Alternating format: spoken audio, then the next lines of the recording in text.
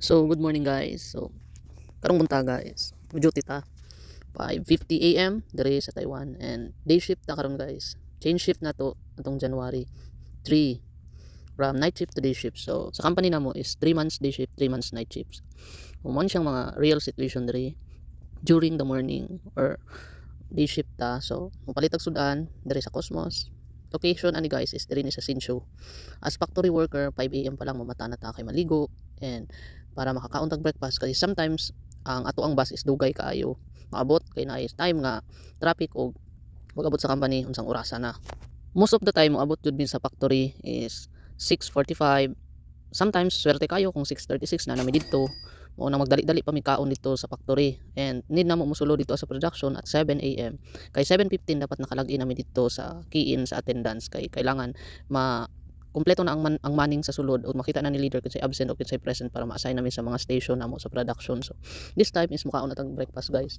Lami kay karon ang sabaw no bisag buntag pa kay winter man diri og tugnaw kaayo. Kailangan natong mahigop og sabaw para mabuhi ang ato ang dugo. So as factory worker guys, diri is almost going to 4 years na ko diri sa factory namo. And gikan day ko as caretaker sa Kaohsiung from South Taiwan, then karon ako diri sa North Taiwan.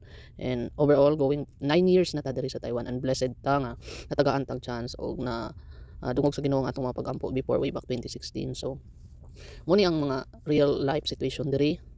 As of now, even nako sa factory, dili gyud no permanente na always ta okay kay daghang situation nga wala lang nato ginasulti sa social media but in real life dili gyud lalim ang mag-abroad para sa mga gusto mag-abroad. Not all the time guys no nga nakay kauban or better nga daghan ka og mga tropa because as factory worker diri mo ma-experience ang lisod makakita og true na friend labi na diri sa Taiwan. For sure ma-experience ninyo pagka naano mo diri. And right now mo ni siya ang tindahan nga mong ginakaunan diri. Pinoy ang tagiani nakasawa og Taiwanese. And remember na ko isugo diri ko sa akong partner nga magpalit og Mang Tomas pero kali ang docs ang available diri So kini siya guys is 55 NT ang baligya diri sa andok sauce. So tanawon pa nato kung mosugot siya nga okay na itong paliton. So for now mag-decide na lang taon niya. Swerte kung naay mga tindahan nga Pinoy store nga dool sa inyong dorm o makapalit mo og mga Pinoy foods.